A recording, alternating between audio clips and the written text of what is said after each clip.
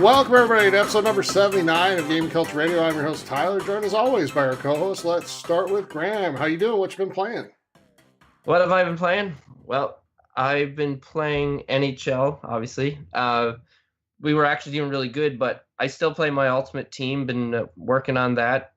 And besides that, I haven't been playing a lot. I've played a little bit of Ark again, touched it, but I haven't really dug deep into any games. But I'm doing good overall. I worked today. It was kind of a rough day. I kind of popped the top of my thumb, which was always fun to do. And I'm having kind of computer troubles, which I've already explained to you guys. So a little bit of a rough day, but it's the weekend, so I'm hoping to play some games and forget about all those troubles and just deal with it next week when I'll have to face reality again. Right, and well, I'm good, but for everybody out there that is trying to watch us on Twitch, Graham's computer problems are playing a role in that as well. Graham generally sets up our Twitch streams, so with those difficulties tonight, we're sorry we won't have a Twitch stream, but next Friday we'll make sure we have that worked out one way or another, and be up live for you on Twitch as well. My apologies. No, you're good. Things happen. Steve, how you doing? I'm doing well. Getting ready for the semester to start. I just bought all my books for that, and then as far as video games go, I've been playing, I guess, the most NHL with you guys. Been grinding along a little bit at a time of Assassin's Creed. I've been quite enjoying it. I just here and there, it hasn't been like 8 hours a day thing. It's been like, I'll play like a couple missions and go back, but I'm having fun. And I've also been playing chess on my Xbox and surprisingly having a good time at that. It's a nice like wind down, calming game where you just get to think a little bit, and I've been having fun. Cool. Well, I've been playing. I actually finished a couple hours before we start recording here. I finished the Star Wars Battlefront 2 campaign. You beat me. Yeah, I still haven't finished. I did too, Graham. So you're the back of that. It's a super quick, really nice looking 6 to 8 hour multiplayer tutorial, and that's about what it is. I quite enjoyed it. Yeah, I like how the cutscenes and add all the characters and stuff like that. And the cutscenes are cool, and it answers some questions like from some of the movies. Yes. In particular, right leading up to the beginning of 7. Right after, like literally right after 6 ended. Yep, right after 6 ended, and then jump forward to right before 7 starts. Yep. So that's cool. Like all that stuff was awesome. But I felt like it was a really strategic way to have us play as many of the heroes as possible, fly in the different vehicles, learn the mechanics of it, so you can go into multiplayer. And so that part of it, once I got that sense, it took away from it a little bit, but still, like the music in it, the environments in it, and the characters and the story it tells are all original and good. So, I guess I'll say it was good overall, but I wish it would have been a little bit more detached from multiplayer. Yeah. Question for you though. So it still does kind of skip over, and I guess spoiler alert if you haven't played it and you want to play it. So now's your time to maybe skip forward a couple minutes. Yeah. Keep in mind that I haven't finished. Yeah, Graham was finished. Yeah, it's not going to be a spoiler for you, Graham. Okay. I don't think it's that big of a spoiler, but if you're like anti-spoiler, you don't want to hear it, you maybe skip forward.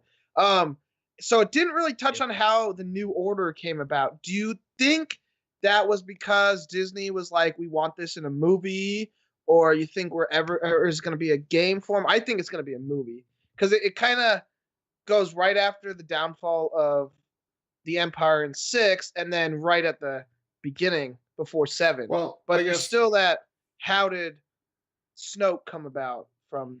I guess for me, I mean, let's wait and see if the DLC tells some of that story, because I haven't played the DLC mission yet, so I don't know what else that does. I just finished the campaign proper today. Yeah. But I'll probably knock out the DLC this weekend just because I've come this far, and I'm anxious to see if it has some of that, because it had in the the very very last mission of the game, it had a couple little hints at it in a couple ways, but it's hard to say. I mean, I think, Steve, though, you might see it in a movie. The books do tell a lot of that story. So Oh, I forgot about that. yeah, Yeah. so they use the books as part of the canon now. Anything that has been written in the last 3 years basically is part of canon, or 4. So Yeah. so yeah, but we didn't really ruin anything for you, Graham. I don't think. Nope, But nope. You guys are safe yep. So for now. but yeah, I played that and a little bit of like NHL as well. That's actually been going really well. Knock on wood. Nice. We have a Yeah. few more days before the playoffs start to get some wins in before we get completely throttled. So yeah, that's been fun. Not this time. It's not Get this them time, guys. So rabbit's foot out and yeah, 4-leaf clovers. Positive Yeah. energy. so got this. all right.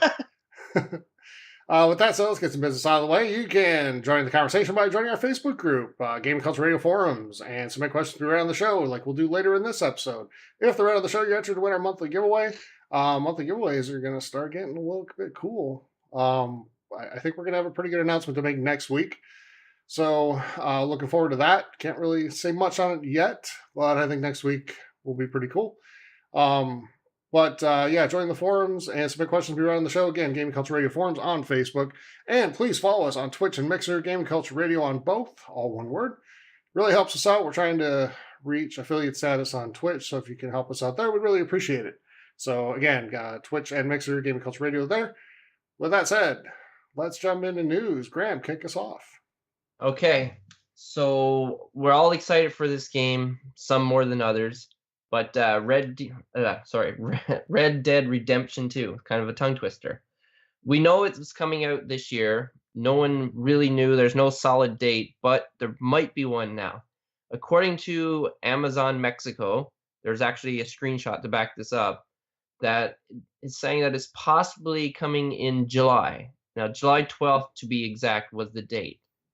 Now, I'm wondering, do you guys think this is a good time for this release, like July? To me, it seems like not the common time for a big release like this, but that could be exactly what we need, because so many games now get buried when all these great AAA titles come out that people pick and choose one or two of the lot, and by the time they're finished those games, then the next great thing is gone, and then thing is lost in the mix. So what do you guys think on this? I'll go first. I think it's a perfect time for release. It is right in the middle of summer. There's nothing else coming out around it. Like, for at least the last 5 years, I can't think of any games besides back when Xbox had their Summer of Arcade, and those were just arcade titles. And they were great games, but they're just arcade titles. Like, no AAA releases in the middle of summer, or even the June to, let's say, end of August, early September window. And so this game is going to, dominate the market, I guess would be the best way to put it. It is going to it's going to sell well, no matter where it is. I mean, even if it came into that March window with literally every other game coming out too, it's still going to sell really well. But this is going to be the game. If it comes out on July 12th, there's nothing else around it. Everyone's going to be buying it. They're going to make a lot of money, assuming they do those cash bundles like they have right now for Grand Theft Auto, which I'd imagine they would. And I think it's a great time for it. Yeah. For me, it's yes and no. The yes part is everything you guys have already said, so I won't repeat it all. But the no part is that I just really, really want to play this game. And July's a long way away. So I'd like to see it sooner, but agree with you guys on the window and just the great time to have a game to just really focus in on, which is what that game is going to be. That's going to be a time-consuming game, especially with the multiplayer part of it, if it's built anything like GTA multiplayer. So, sure, or online. So, if you thought this game was coming out earlier, don't you think there would have already been an announcement for it? Well, they did say spring. March or they said spring 2018. Yeah, and July's not spring. Last I checked, but. No. It could be. I mean, it's not a bad window to put the game out. Maybe it just needs a little bit more fine tuning, which I'm willing to give Rockstar the benefit of the doubt on because everything they put out is pretty much awesome. So they don't release broken games.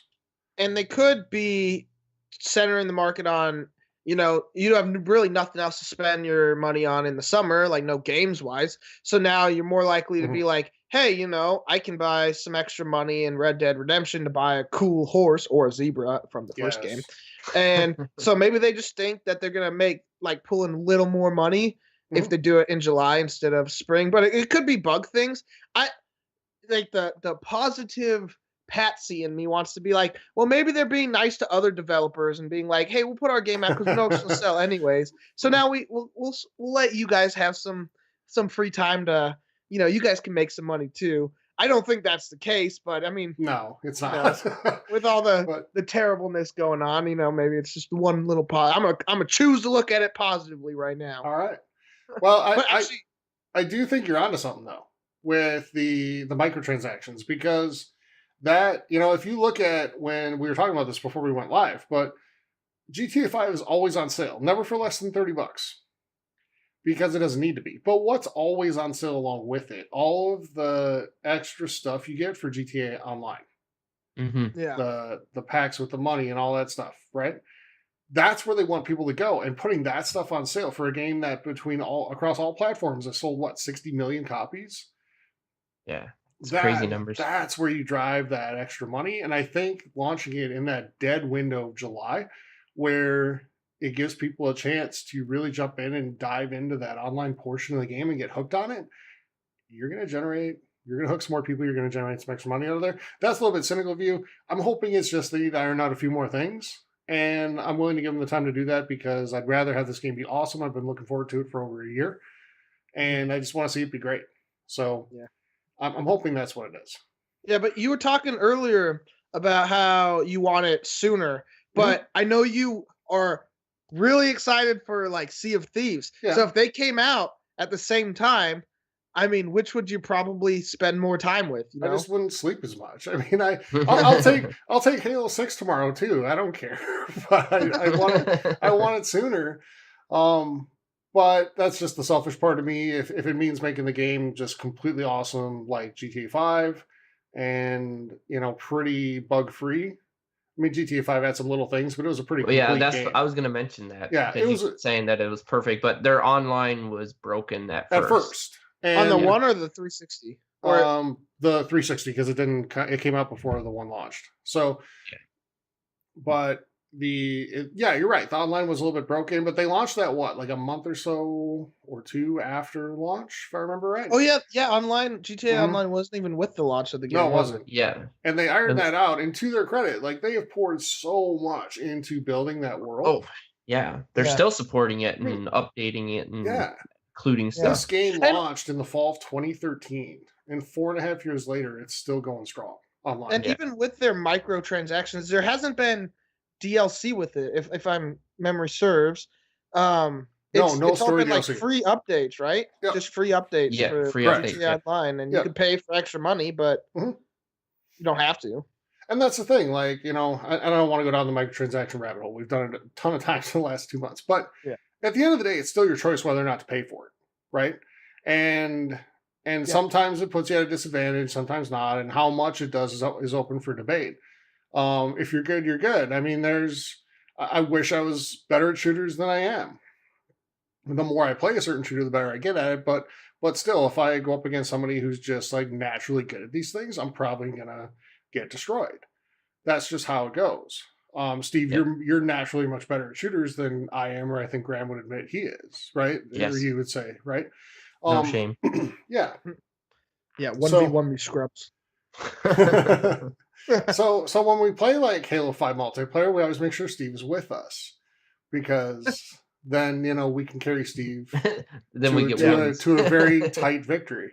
Yeah. Yes. And we carry him in NHL, so it's a good trade-off. Well, no, we carry Steve to an exciting, really close victory, whereas if we weren't there, it probably wouldn't be as close. So it's we try to make it exciting. But reminds me of that short story where the really hot people have to wear ugly masks, to keep everyone average. That is what happens in our Halo 5 games. Yeah, something like that. So, but it's still fun. I still have a great time with it. But I don't think I don't think it's a bad thing that they have these extra things in there. Look at how much they poured into this game. like the time for development. Most developers would have given up a long time ago. Like Yeah. a series that's near and dear to me has been for a long time was the EA like the Tiger Woods PGA series. I Yeah. love that series. And the last one they did was the Rory McIlroy PGA Tour, and they basically threw their hands up and said we quit after like what, a year, and you haven't seen a word from them on that game or the next game since. Nothing. Yep.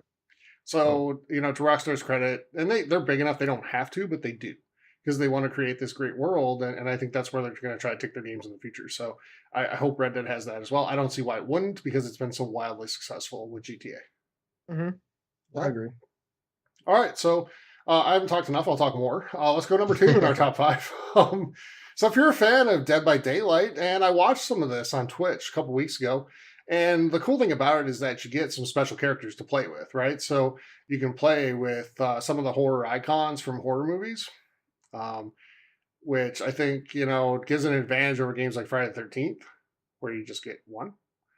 But if you're a fan of it, they released a short trailer teasing that the newest downloadable character will be Jigsaw from the Saw series. So just in time to coincide with the Blu-ray DVD release of that pretty bad movie, I heard, Jigsaw. So, oh really? Yeah, didn't I do didn't well. see it either. Yeah, I heard it wasn't very good. Hmm. And Saw movies like the original Saw I really liked, but Yeah, but has any of them since been good? Like, let's be real. they're just good for like creeping you out. It's kind of that same Yeah. effect that like Hostel had, if you remember that movie. Yeah, Yeah, that was just like gross though. it was like I was uncomfortable watching that movie because it I was know. like violence just to show For- off violence. Yes, It was a Yeah. snuff film, really, is what Yep. it was. Yep, agree. So, but I don't know. I mean, I don't think any of us have played Dead by Daylight. Games like this No. intrigue me, but yeah, I don't think we played it. Yeah, I never played it. I watched it on Twitch when it first came out a lot, but I knew what it was when it was coming out. And it's one of those games where if you don't get into it like from the very beginning and like play it for a month, because after that month it just like dies.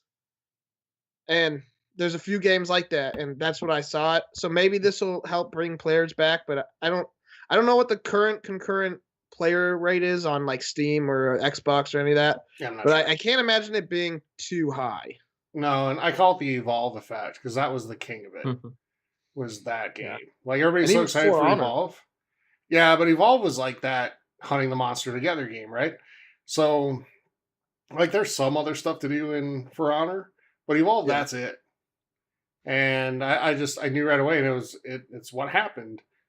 That game failed like miserably in almost every way because it's the same thing over and over and over. And after a month, the play rates drop dramatically. So, Yeah, which sucks because Left 4 Dead was the same thing over and over and over again. But I used to play that constantly, the versus games, not the single player. I can see why Yeah. people would want the single player. But the versus games were always different, extremely fun. And man, I want a Left 4 Dead 3, but that's another topic. yeah. Valve, Or another you're the podcast. worst. Yeah. So, all right. Steve, what do you got? All right, so my news story is a new Fable is reportedly, What? and I can't stress this enough, reportedly in development by Playground Games, the developer of the new or of the Forza Horizon series. So it's not confirmed; it's a report. And Playground Games is not the company that made the original Fables, so we're still hesitant on how well this is going to be, like how well it's going to do, and what if it's even going to be like the first 3 Fables. But it's got me excited. I love the Fable series, at least the 3 mainline games, and I really want a Fable 4. So if they do that, you know what? And they make good games. Forza Horizon is really fun, so I hope they can succeed at this. You guys' thoughts on that? Yeah, like I'm a huge Fable fan as well. I remember I got Fable 2 and I loved the game, and then when Fable 3 came out, I got it right away. There's a few little issues and stuff like that, but overall, really enjoyed it. I would love to see where they would go with a new Fable one. I'm hoping it gets more graphic or like not like as restricted as it was, because they try to make it look as like you could be like the meanest person and the most evilest person, but there's some restrictions of evil that you could not cross. So I'm hoping they'll get rid of that. But I'm not really hesitant, but when you say from the developer of Forza Horizon, I'm like, okay, that's a car racing game. Like these are two different worlds. But I know they're a developer and they have the funding, and I know they won't put it in a bad product. So I'm definitely excited. Like I'm not going to say, yeah, it's coming out for sure because, like you said, it's reportedly. So because they said that it was done and never really heard anything about it. So I would love to see this be like revamped. So yeah, I'm definitely excited for this. So I'm definitely going to keep reading up on this as I learn more, and I'll let everyone know. All right. So confession time. I've never finished a Fable game, and I've never played one long enough to say I've played it more than like an hour. Um, so I kind of want to get into this one You're and not see. forgiven, my son. I know. Well, no, Graham. If I really want to take you off, I'll tell you that I've never No, finished a Zelda don't. game. I know. Um, I know. Hey, me neither.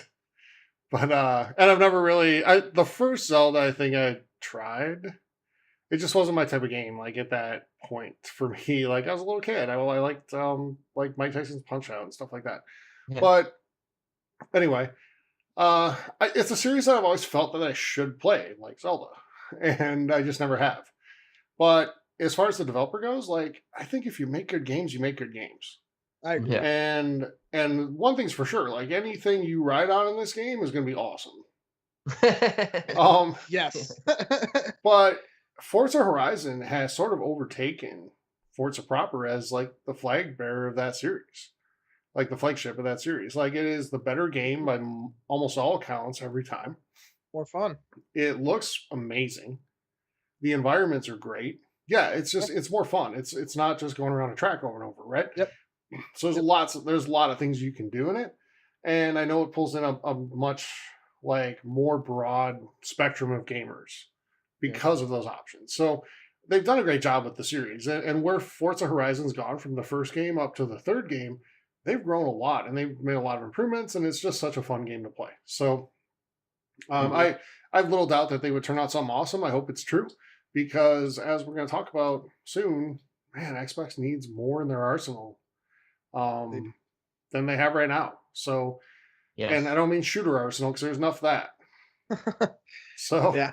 But yeah. now is a good time to get in Fable. Well, actually, in 11 days.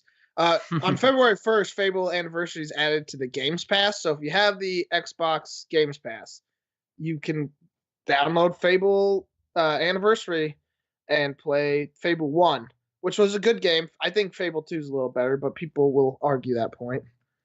But I liked all three Fables.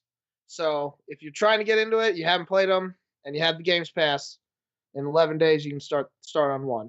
So there you go, Tyler. So Cool. I might get the Game Pass because I never ever played the first one. Well, I won't say I never ever did because I did play it. My roommate at the time, he had it. And first thing I did, I went into a cabin or a house and I smashed up some stuff.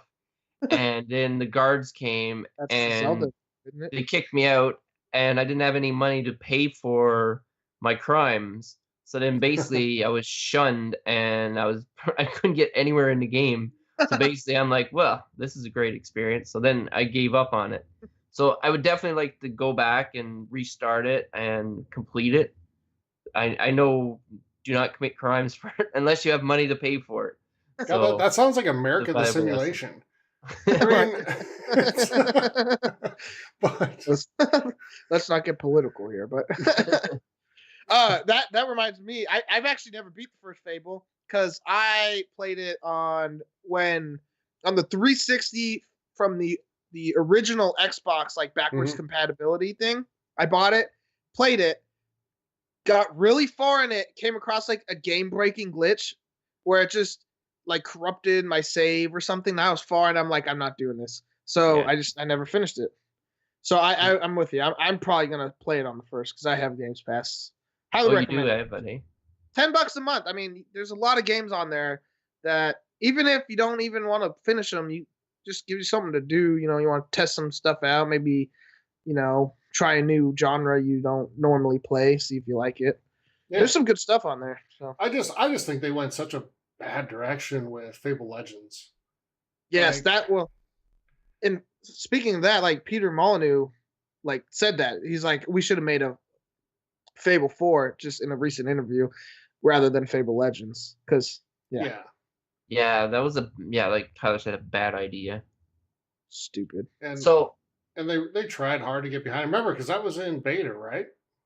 When they pulled the yes, plug, alpha or beta, yeah, and they pulled the plug because we kind of speculated at the time on the show that they weren't getting the numbers they wanted, the interest wasn't there, and I think and there were still probably a lot of things that had to be ironed out in the game, and it was going to take a lot more money to do it, and they just made the decision, let's pull the plug. yeah. But Like that thing where people say, if it ain't broken, don't fix it. Yeah. And people love how the Fable games was. And then to completely change it and it's like, all right, now it's gonna be over the top and like you control these characters and it's an online like 4 people versus 1 or something, whatever it was. It's like what? Like people were so excited for what Fable was and then to completely just change the whole formula. Yeah. So that definitely was their demise. Yep, I agree. All right, Grant, let's stick with you. Okay. So sticking with confessions, I'm just going to give a confession before I move on. I have never played a Forza Horizon game. And they do look wonderful and amazing. And as far as car racing, that would be one I would choose. So maybe when Forza Horizon 4 comes out, that will be the game I play. But moving on, this is my last one. Kerbal Space Program Enhanced Edition was released. Now, a lot of people didn't know this was coming because basically there was no talk of it. And I had the original game, and apparently there's a lot of issues. Like I know building your craft was a little buggy and frustrating, but I pretty much fought my way through it. But then I kind of forgot about the game. And I was talking to a friend about it, and they're like, oh yeah, I heard about the game, and they went to go find it, and it was no longer on the store because it was so bad that they just took it down. So they took the game down and they revamped it and they come back with an enhanced edition. Now, people are thinking, oh, well, I already owned it and I don't want to waste the money, buy it again. Well, you'll be happy to know that people who owned it before can download it for free on the Xbox store. And for those who didn't get a chance and were deterred from it being buggy, well, now with the enhanced edition, you can pick it up for $40. And like I said, this game is amazing. Like we've talked about it before. We actually talked about it on the last podcast. Mhm. You guys listen. I'm not sure exactly what we're talking about, but we were talking about Kerbal Space Program. So that fact that this is out, I already told a friend about it, and he went and downloaded it because he was excited because he was one of the ones that went to go find it on PlayStation and he couldn't find it. So it's not just for Xbox. PlayStation people can play it as well. So yeah, I'm glad to see it. I'm glad I don't have to pay any extra money. Have either one of you guys have owned it or tried it, or you guys looking forward to trying it? Steve, I know you have it on PC. I can't say enough about this game. I love it. I mean, how much fun is? I mean, you get to build rockets and blow them up. I mean, because you're gonna fail because it's hard. Because it's actual science, and I'm a nerd. I'll just admit it. I love math. I love physics. It's my thing. I'm a math major. Like that's what I do, and it's so realistic. It's just fun to calculate, like the amount of rocket propulsion needed to get to a different planet because it uses actual like physics. And I'm getting so giddy right now because I remember I was playing this. I played it way before I actually took like a lot of physics classes in college, but I was taking my physics classes. I was like, hey, like KSP does this. And like it didn't make me a better like rocket engineer, but it just was exciting to see it being used, like them using actual physics. And I know a lot of schools have used this game to help, create some interest in joining STEM fields, which we need desperately because that's where like the world is headed. But that's a tangent. We can get into it another time. But this game is so much fun. It's just it's got enough charm, enough like gameplay. I have no words. I don't know what to say about this except I think I'm going to buy it. I have it on the PC. I kind of want to rebuy it on the Xbox One, just support the developers. And for those worried about it being on the controller, I've heard it's gotten better, but on the PS4, which already has keyboard support, I think, KSP has the controller bindings like set, or the keyboard bindings like preloaded.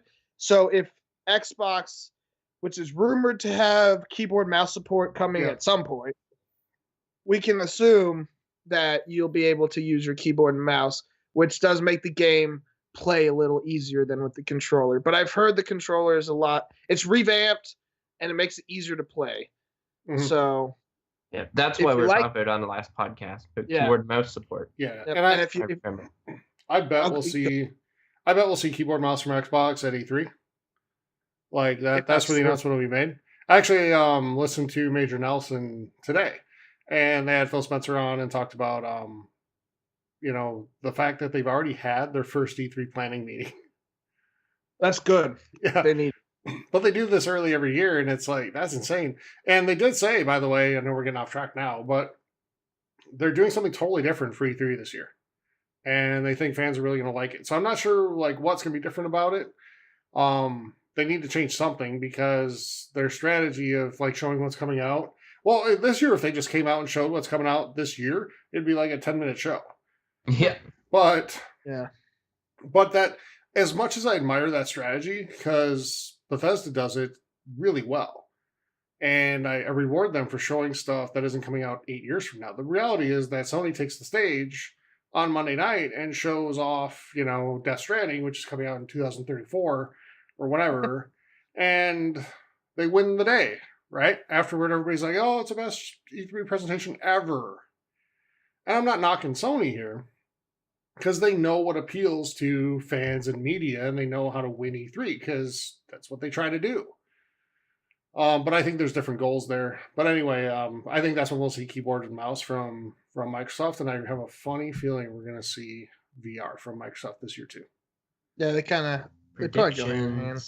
But back to KSP. Yes, sorry. Pick it up if you like rocket launch, or if you want to like learn something about physics, but also just want to like see little Kerbal people blow up when you fail at designing your rocket and you miss something. And your imagination is the limit. Exactly. Yeah, it's one of those rare games where it like rewards. It helps you learn, but it also rewards imagination. And I think those are great games. Like, what's wrong with that? Nothing. Because, books learn are stupid. But sadly, too many people think that way. But this is a game that helps you learn, and you have fun with it, and have a great time, and you learn at the same time, and it lets you use your imagination. Nothing wrong with that. And if all else fails, you just go to YouTube, watch the people that are really good at doing it, and just steal their designs. Nothing wrong with a little plagiarism in video games. No. So I was gonna say, the game is difficult. If you need to do the tutorials, like at least some of it to get some kind of idea. Because if you go in there and you're like, oh, I know how to build a rocket, you need to know stages of your engines, and like there's a lot to know. And it actually gives you real good insight how rockets actually work. How there's I was saying about stages. So you go up so high, you gotta lose your fuel tank, and then you gotta drop this motor because you have different types or engines. So it's really really neat and scientific. And if you're into that kind of stuff, you won't regret buying this game. And for $40, you could waste $40 on so much other stuff. And like Tyler was just saying, like a game Evolve, like people spent, I don't know, 40, 30, whatever it was, and they probably didn't even get a month out of it. I spent 60 on Brink, so. Ooh. Ouch. Ouch. Yeah. Or you could buy that Jigsaw movie we said was horrible on 4K for $30. There you go. So save that money. Spend $10 more and get Kerbal. Yeah, exactly. And if you're worried about it being too arcadey, it's really not. It's not. It's Earth. And the Milky Way galaxy scaled down into basically about a sixth of our scale. Mm-hmm. So instead of having to go whatever 6 times 70,000 is outside of Earth, it's 70,000 to get out into the atmosphere on Kerbin. It's 26 square feet, dude. Yeah. 6x4. 6x4. So math major getting math wrong over here. Typical. Yeah. But highly recommend it. Get on it. You like that? If it sounds interesting. If not, I'll talk about it all day. So Right. maybe I'll stream it. Or Cool. Graham can. I think that'd be a great game to stream. Actually, it's the type Yeah. of game people like to watch. You can watch me kill those little Well, green men. Yeah, I think people like watching people that are good at it stream it. But Yeah. I don't say I am. But All right. All right, let's round out our top 5 news items of the week with a story from Microsoft. Phil Spencer has promoted Minecraft boss Matt Booty to the role of corporate vice president of Microsoft Studios, meaning he'll now oversee all of Microsoft's first-party titles. And up till now, Phil Spencer's been doing both. I'd say it's not that big of a job, huh? No, so he's got to keep an eye on like 3 This year, games. anyways.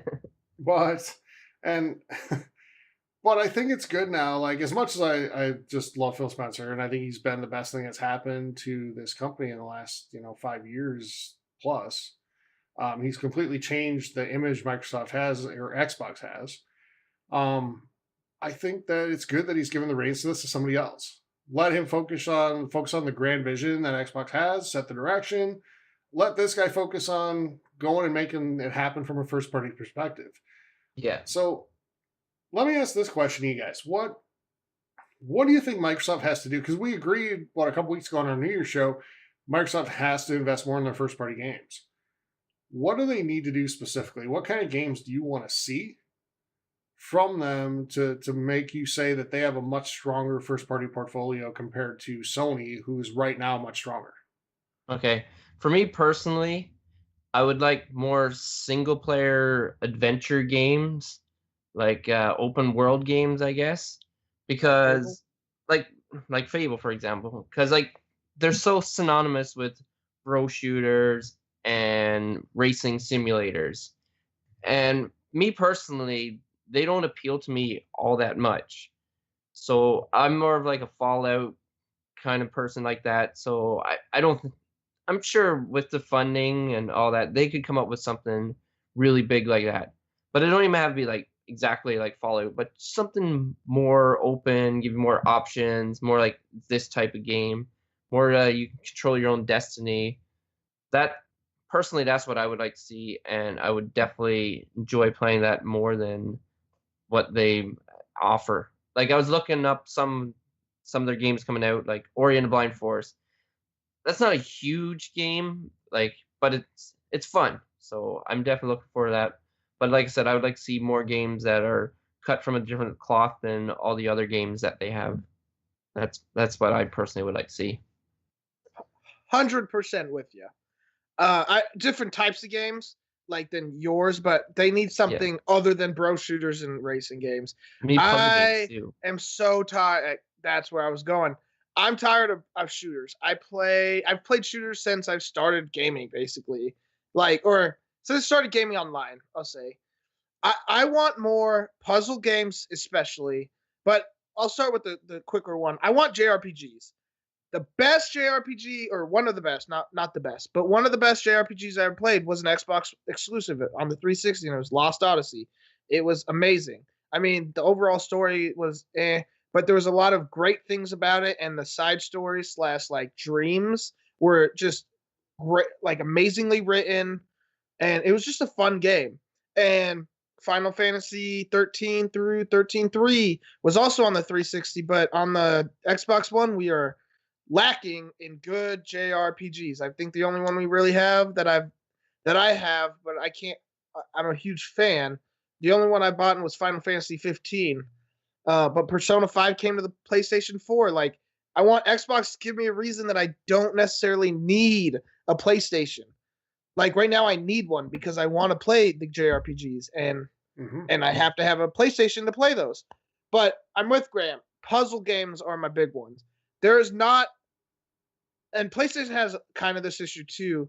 There's not enough strategy / thinking / puzzle games. I like an easy, relaxing, but puzzly type game like Portal or Portal 2, where I can, it's not a big thing. I can go in and play a couple missions of it, and it doesn't feel like I'm missing anything from the story, but I just like thinking a little bit sometimes, and Xbox has like none of that. That's why I bought chess, and that's why I've been playing it, because it's one game on the Xbox where you actually have to like, you know, do some strategy. Well, I think it's part of the And reason we had so much fun with like Trivial Pursuit as well. I mean, yeah, or Jeopardy, or Mhm. like Wheel of Fortune, even. yeah, And like 360 had this also kind of with their like Summer of Arcade games. A lot of those were really fun strategy type games, like the Might and Magic Clash of Heroes was an interesting, like almost like chess. It was a lot like chess in some ways, but it was a strategy game, and it was so different than everything else. It was fun to play. Like I want more of that. It doesn't even have Yeah. to be a AAA title. Bring back Summer of Arcade. I don't know how many times we have to say this, Tyler. I know. Like we talked about it for a long I time. know. That's what they need to do. They need Yeah. to bring that back to start with. That Yeah. should be their focus this E3. I think that's their best bet for this year, because there's not like, I don't know if we're gonna list the exclusives. There's like 5 of them. And Yeah, there's some not of them much. are It's like never- State of Decay 2, Crackdown Yeah. 3. If we see it, I still think there's a chance that game gets canceled altogether. Yeah, I agree with you on that. So Ori. CP, State of Decay 2. Ori, there's no release date yet. Really? We don't know if that's this year. So, and That's there's disappointing. a couple others. I forgot what the name of the other one. The one that's compared to like Blade Runner in terms of its look and the way the cities look and all that stuff. There's not much. And 343 came out last week or the week before and said, hey, Halo 6 is not going to be this year. You're going to see some from Halo, which makes me think even more towards the VR front. We might see a VR Halo thing. But there's nothing coming. Like Gears 5 won't be till next year. And do you really want to launch Gears 5 and Halo 6 in the same year? Nope. But for me, the 4 best exclusives on the Xbox One, either total exclusive or time exclusive, are Ori and the Blind Forest, Cuphead, Sunset Overdrive, and Rise of the Tomb Raider. Yeah. None of those are shooters. Like Sunset Overdrive, kind of, but it's not a shooter. Not a Microsoft shooter.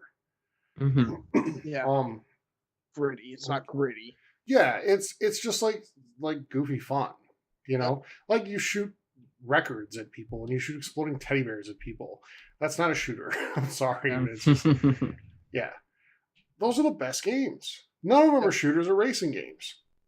Mhm. Like, that's what they need to learn from. And part of the reason we think those are the best games is because we never get anything like it. And when we do, it's like awesome. I agree with you on the JRPG thing, Steve. You can have a console 50 times more powerful than the PS4 Pro, but unless you offer the type of games they offer, you're not going to win over PlayStation fans to come to Xbox. Yep. You're just not.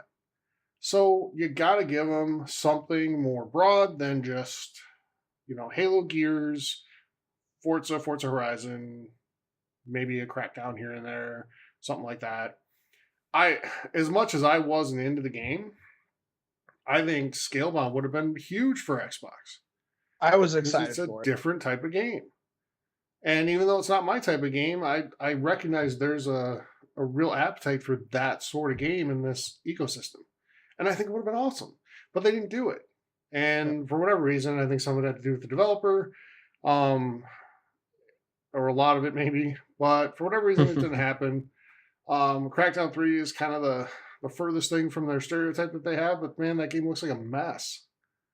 Mm-hmm.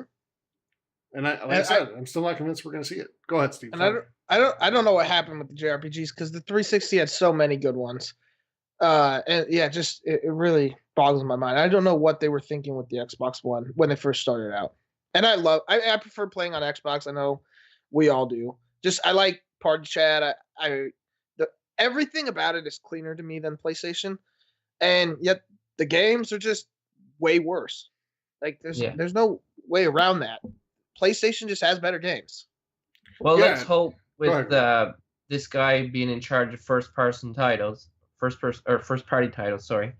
that he will make this his goal. We got to get more titles, and maybe he'll go to people that make JRPGs and try to get them to make it for the Xbox One or the One X or whatever.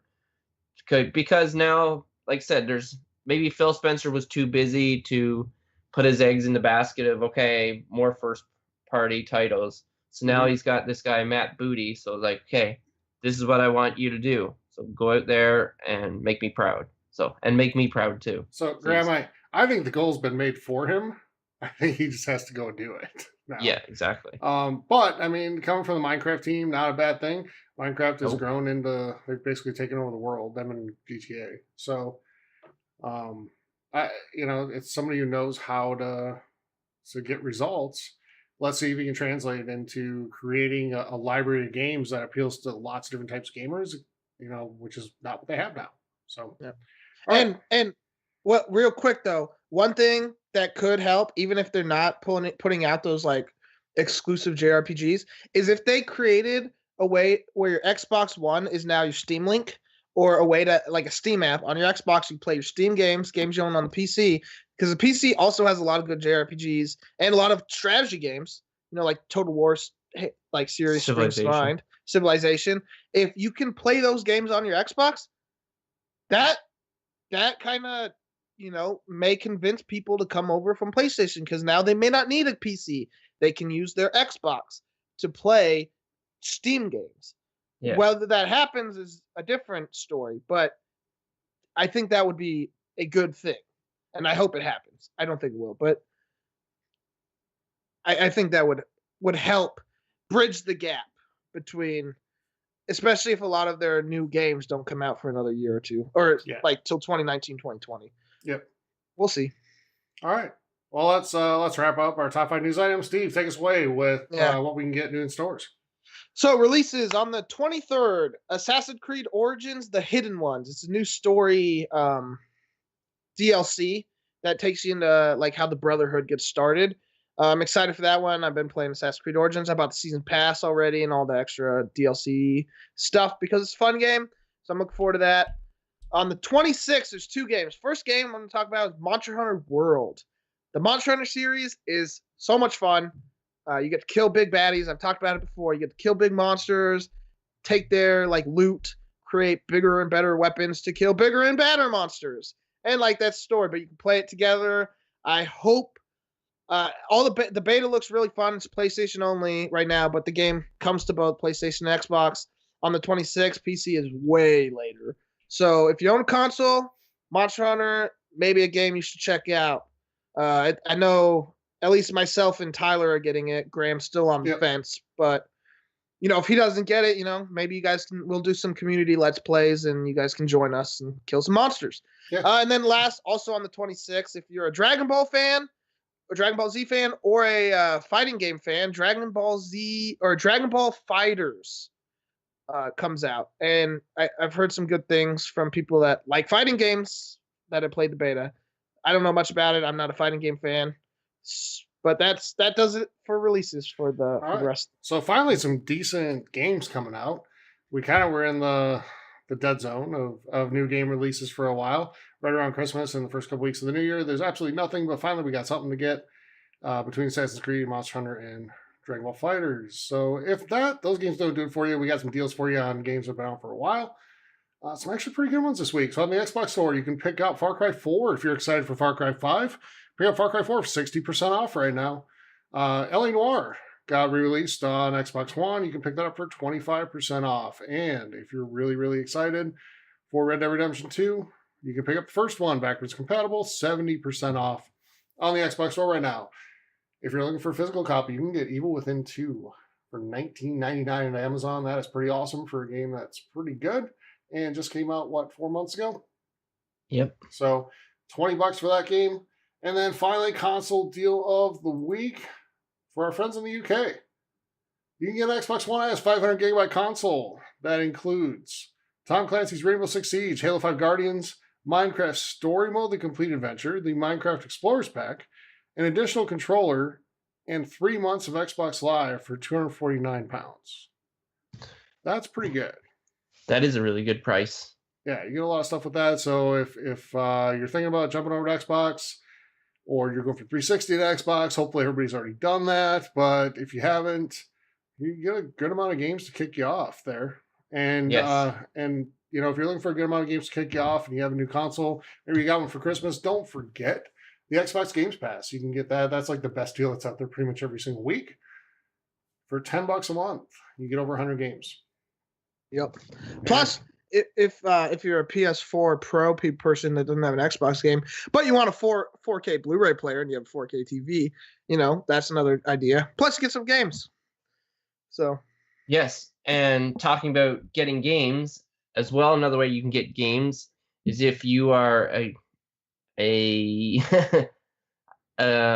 trying to think, what is Games the with online? Gold. Games with No, Gold. not. I know what Games with Gold, but if you Xbox subscribe to Xbox Live, there we go. That's Oh gold. boy.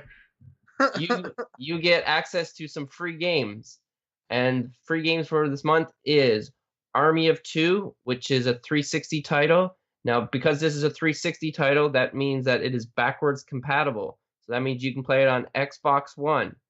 And if that's not what you're into, then you have two other titles that you can pick up. And these are Xbox One titles. The first one is Zombie, and the second one is The Adventures of Van Helsing 3.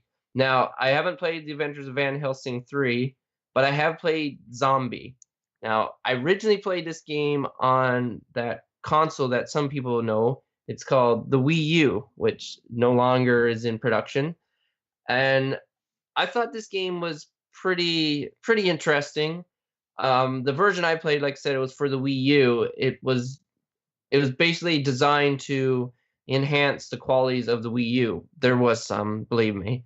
So I'm not sure how this crosses over for the Xbox One, but I thought the concept of it's a zombie game, obviously, because it's called Zombie. So you're one guy and you're trying to survive, or lady, and once you die, that person is dead, and you respawn as another character. So you can actually go to your body and get the stuff from it, or you can say, "Oh well, I'm just gonna do it my own way." And you basically go around with a backpack, and when you're looking in your backpack for like a flashlight and stuff like that, the game does not pause. So basically, you gotta like run somewhere, and like zombies will be coming towards you. So you're trying to quickly get your things together in your backpack. So a little bit was repetitive. I don't remember the game all that well because I only played it when it first came out. But it's free, so if you get a new Xbox system, and between Game Pass and Games with Gold, you have an abundance of games to choose from. So that's it for me. You guys All have right, anything on these games at all? Well, that game Zombie sounds a lot like State of Decay to me. Like as far as you die, you lose that character, but you can go collect the body or not even collect the body, just collect the stuff on the body. You know. Yeah. He's dead. He's dead. It's a zombie apocalypse. I mean, we don't need him. We don't bury the Zed in a zombie apocalypse. But that does it for that. We're good to go on to questions. Anything else, Tyler, from you? Nope. Take us away. All right.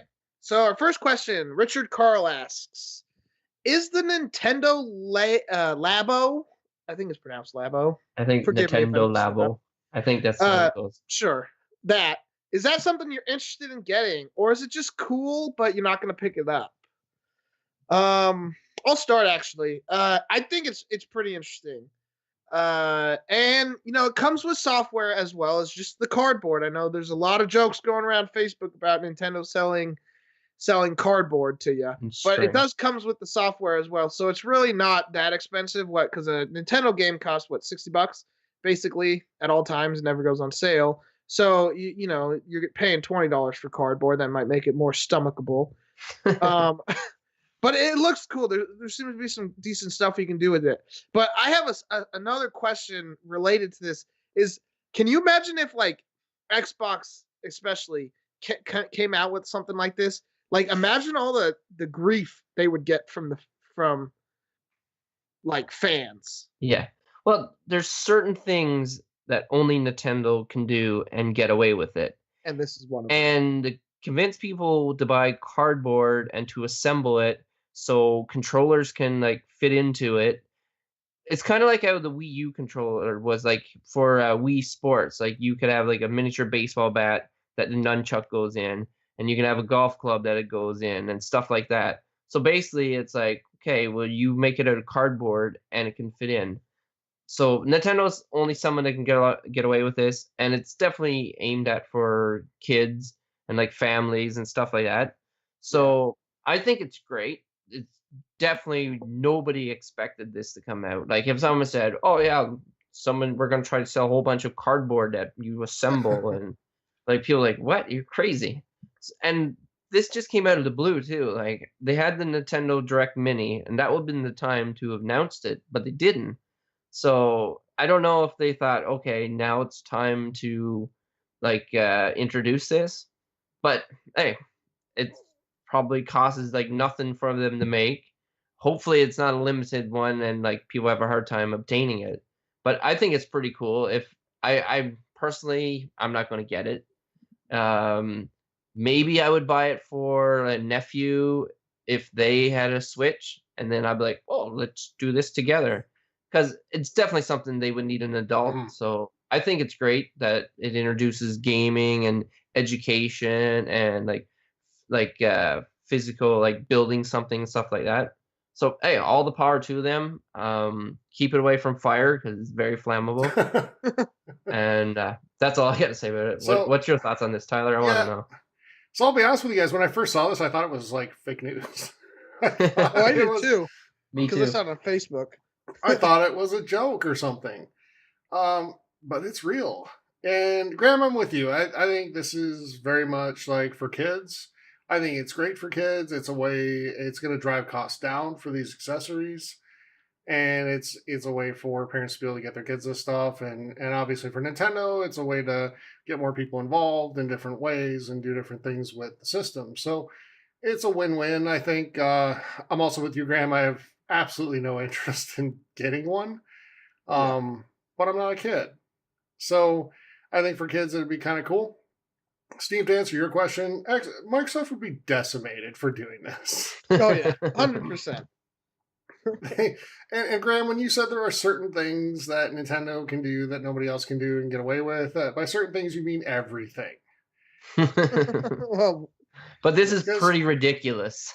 Yeah, I mean, on the surface it looks ridiculous. Let's see how it sells. I mean, that's ultimately the what tells the tale, right?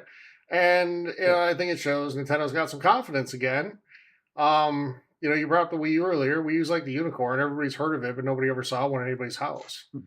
So it's they've got confidence again because now the Switch has been wildly successful beyond I think anybody's guesses.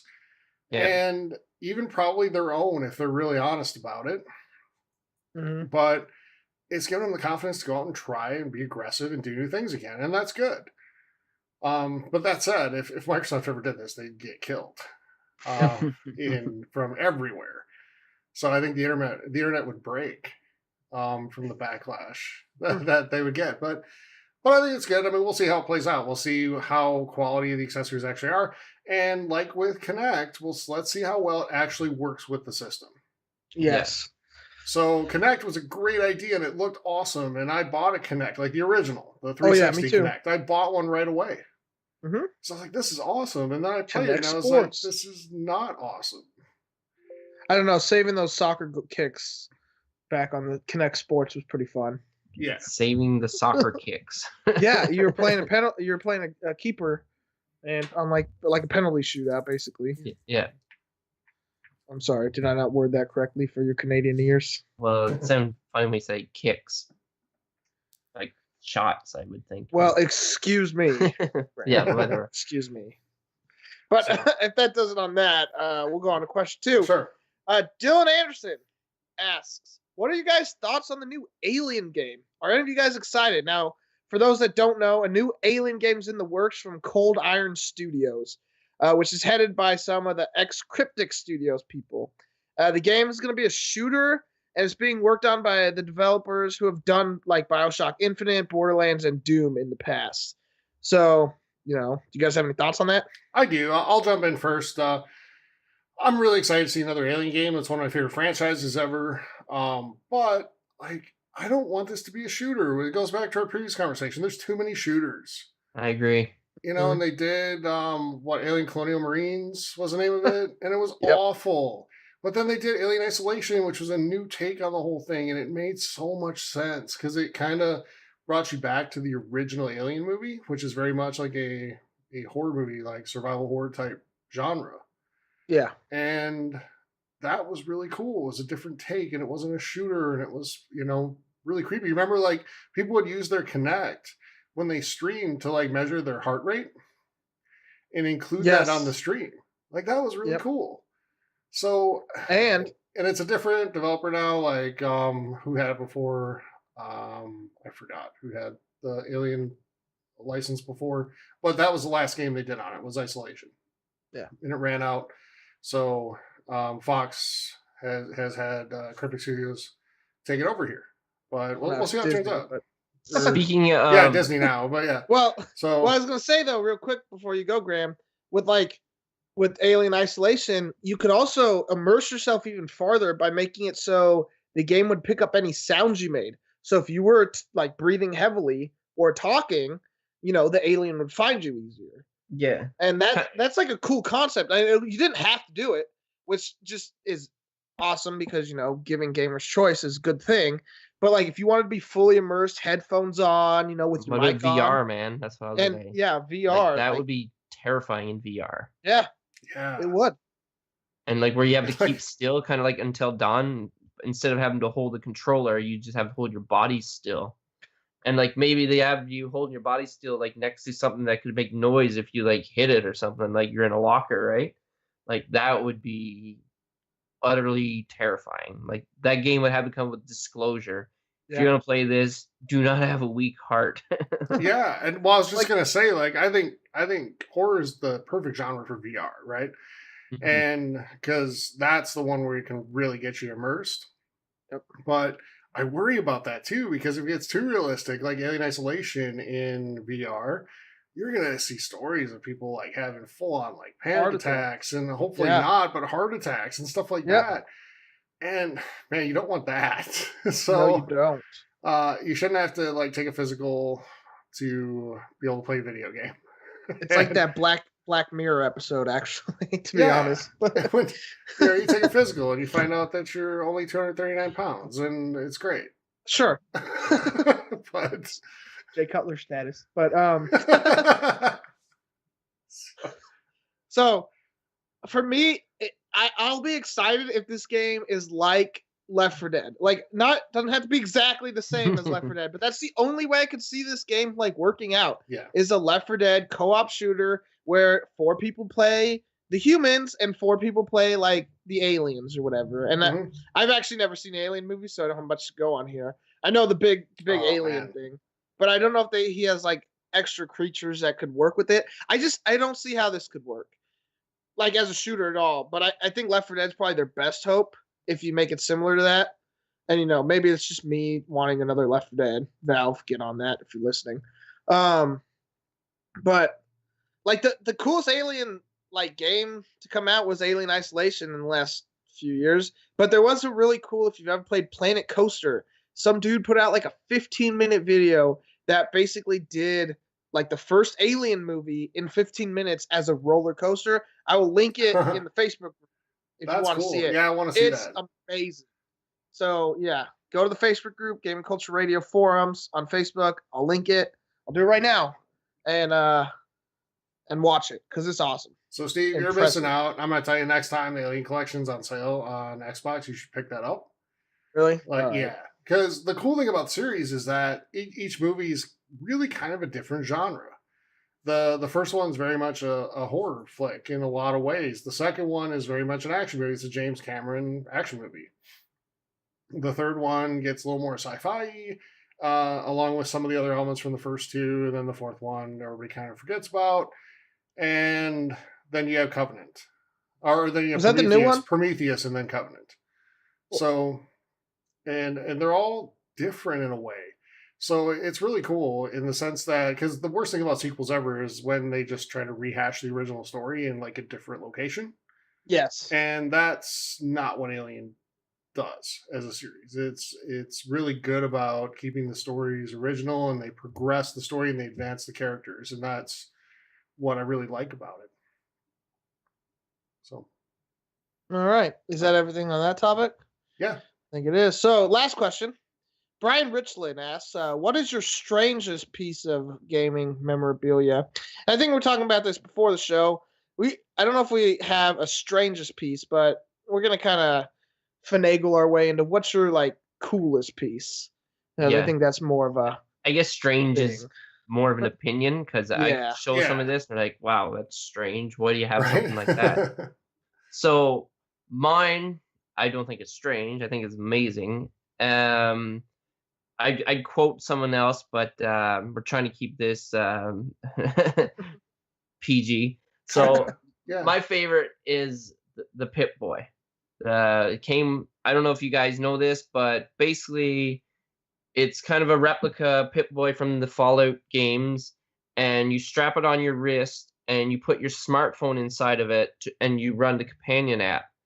So this thing was amazing for a few reasons. First of all, it looks awesome, but for playing the game, you put it on, like I said, you get the companion app up, and while you're playing the game, if you want to like change your weapon or like eat food, instead of having to push B or circle button, you to bring up your Pip Boy and like choose whatever, I'd actually just lift up my wrist and I just push on my phone / Pip Boy what I want.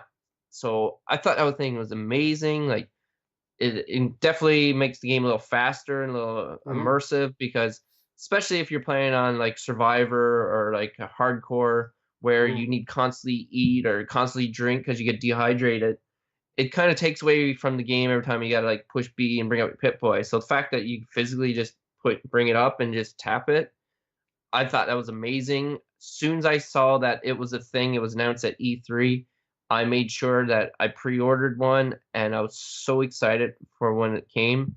And I love it. It comes on a little stand, so you can put it on display when you're not using it. So Nice. that is definitely my favorite. Yeah. Some people probably think it's strange, but it's great. I remember how excited you were for that, Graham. And so did you use it for the whole game? I didn't Or- use it for the whole game. I Okay. plan on replaying it at one point and doing it. Okay. Like the thing about it is battery life, right? There's no way Yeah. to keep it charged and stuff like that. Right. But if you went like a session at a time and charge it and stuff like that, it'd be good for that. Cool. Yeah, I was actually gonna get one until I learned that the iPhone 6 Plus wouldn't fit. Yes. So it would have been pretty much useless for me. It just would have been like a piece of memorabilia to put on the shelf. And for the price they were asking for it, like that wasn't what I wanted to do at the time.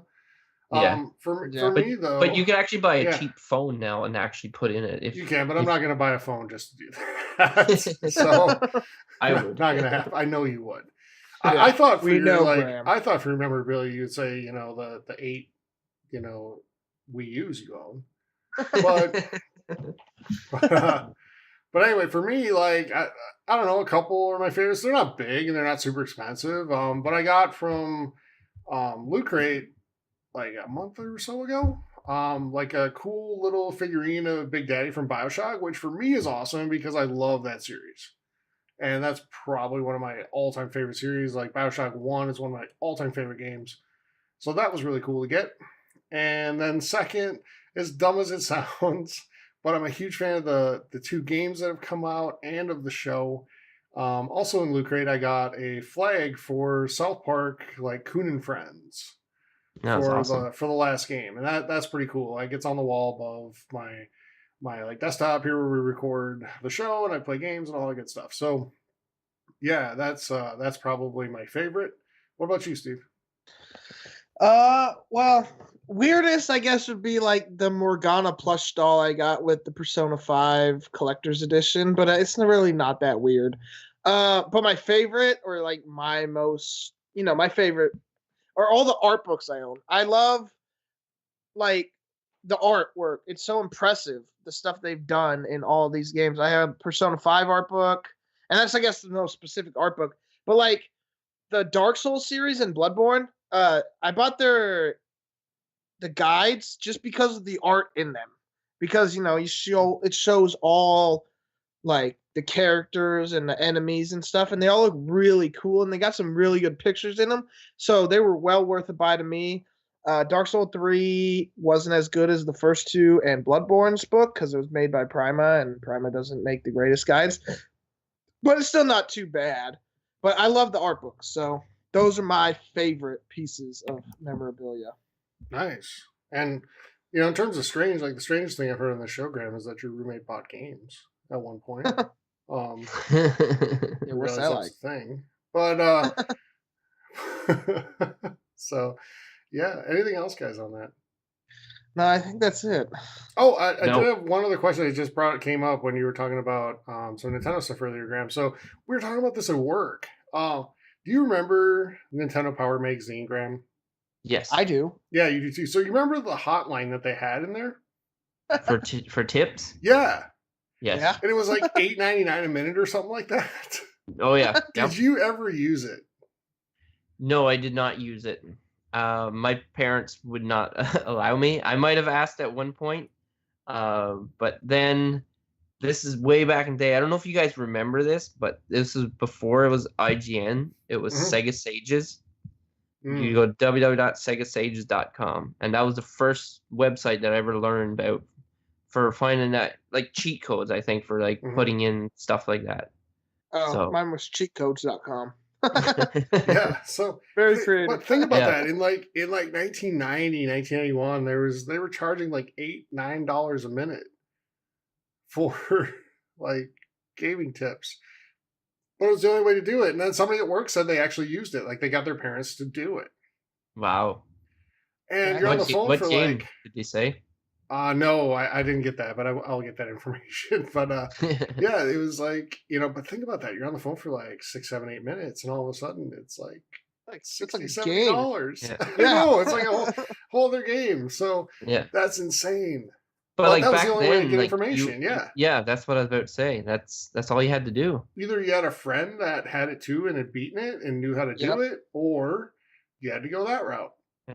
Like And- now, just going back like down memory lane, that was Mhm. one thing about Legend of Zelda for A Link to the Past. It was Super Nintendo. I got it for Christmas. For some reason, my brother thought I might like it, and thank you, brother, if you're listening. I know you're not, but Mhm. anyways, inside of it, like you come with like a book and like the map that you would unfold, but then it had this little folded up book, like not much to it. And it said, inside is secrets. Do not open unless you are absolutely stuck or something like that. And there's a part in the game which I'd still like to know if anybody ever figured it out with like reading that thing or somebody telling you. Because there's nothing in the game that indicated how to do it. But basically is in how you would get to Death Mountain in the light world. So basically you go to the dark world, and then you would use the mirror in a different, or go Spoilers. through a portal to a different location. Yeah, this game's from '96, so I Yeah. think that bridge has been crossed. Yeah, a few times. So, and then you use the mirror in that location, and then when you would go to the light world, you would appear in a different location on that mountain. So that was the only secret I ever had to look up. But the fact they had this book here, I'm like, oh, this is so cool, and I don't want to look up anything else. But that was the one thing I had to look up. Wait, you So, couldn't yeah. figure that out on your own? Typical. Listen, I would like to know someone truthfully how they would have figured that out if No. they did figure that out. No, when I was younger and playing Ocarina of Time on the, I think it it must have been Ocarina on the GameCube. Or- No, No. it was on the GameCube. Did it come to the GameCube? There was No. one Legend of Zelda game. It might have been That was Wind Waker. Twilight Princess. No, it wasn't Twilight Princess. It might have been Wind Waker. No, because it Oh, wasn't as it could've been cartoony. Yeah. Are you sure Ocarina of Time on the was it on Unless the they GameCube? came out with that special disc. They did come out with a disc that had it on there. It had like 4 Zelda games on there. There was some Okay. Zelda game I had on the 360 or on the GameCube, and I sucked at it. I was pretty young. I was like 8, but it was not the type of game for me at that time. Now those games are my favorites, but when I was like 7 or 8, I just sucked at them. So I'm just But giving you. one more down memory lane thing. You know what I miss are the little booklets that came inside the case. Yes. Yes. Yes. I miss that. And I'd love for that to come 100%. back. Because that wasn't just like original Nintendo. That was all the way up through didn't original Xbox have them too? No, And 360 had 'em. 360 had them. I remember Oblivions because point. I used to I'd read buy them. them. Yeah, I did too. Because I'd buy a game at like GameStop, and then on the way home, I'd be reading the little book Yeah. because Oh, yeah. there's nothing else to do on the way home. I'm driving Yep, with my dad. yep. Taking You're me so home. excited and learn all the Read a little controls. book. Yep. And you want to talk about artwork? Some of those games had booklets with some cool artwork. Yeah. Yeah. So like that stuff was cool, and I wish they'd bring that back, but it'll never happen because you can just go online now to do it, and it's cost saving. And if it keeps games at $60, because honestly, we're kind of lucky games are still 60 Yes. because we're due for a price hike there. In fact, I remember predicting before the one came out that games would go up to $70, but they didn't. So thankfully, but That's part what of that is microtransactions are for. it is. But you know what though? If it keeps the cost of the base game down, I'm cool with Agreed. that because at the end of the day, it's a choice to spend for the microtransaction or not. In Of Ultimate Team and Madden, I do it more than I should. Yeah. Oh, So yes. it's just what it is, right? But Mhm. but it's our choice of which games to support in that way and which ones to not. So that's I'm all for it as long as it's not abused and gives people a competitive advantage. So Yes. anyway, So all right, way off topic, but yeah, yeah. Well, that's all right. It was a good discussion. So that really does that does it for the questions for this week, Oh, though. cool. But make sure you guys get your questions in. I mean, to be honest, we have the same few people asking questions every week, so they're gonna have the best chance to win. You guys want to win something? Ask questions. Join us on the Facebook and group. I know I can see the numbers. There's a lot more people listening to the show than that. So get your questions in. Send email, tweet I us. Yeah, I guess they don't like free stuff. I don't know. No. Like, maybe You can they're even just send us not a into message that on thing. Xbox Live and just throw a question Exactly. at us that way. We have Discord as well, everybody. So if you haven't joined that yet, on Discord, Gaming Culture Radio there. So you can submit questions any way you want. If you're not a Facebook person, and I'm really not either on it because of the podcast. So, but if you any way you want to submit questions, submit them. We'll be happy to read them on the show. So let's get out of here, guys. It's been a pretty decent episode this week. We had some good discussion about a lot of things. So again, everybody, next week, looking forward to making a pretty big announcement regarding the show. We did promise you back when we talked about New Year's resolutions that we're going to be doing some new things in 2018. We're going to be driving forward and really looking to head in the direction we want to go. We know we had a hiatus towards the end of last year. We thank you so much again for your patience with us for that. But now that we're back and we're kind of settled and ready to go again, looking forward to doing some really big things in 2018. I think next week's going to be the first step towards accomplishing that. So please listen and let us know what you think. So there are going to be some changes coming, nothing too drastic, but all changes in, I think, a good way. And I hope you guys agree. Agreed. So that's going to do it for episode number 79. We'll be back next week with episode number 80. So we're on the road to 100, everybody. On the road. Episode 80. And then in honor, maybe I should reach out to Ryan McCaffrey at Unlocked and see if he'd be a guest on episode number 101. You know why? Why? Because they make a big deal out of palindromes. So like 101 or yeah. So things like that. Maybe he would, grace us with that. I'm actually a big fan of Ryan's. I think he does really good work over there for them, both on the podcast and on the site. So anyway, off topic yet again. We've done that a few times. But that's going to do it for episode 79. We'll be back next week with episode number 80. Until then, everybody, have a great week. Play some great games. And please take part in Facebook, Discord, Twitch, and Mixer. We'll see you next week. Bye, everybody. Take Come care, play me everyone. at Chess Ultra.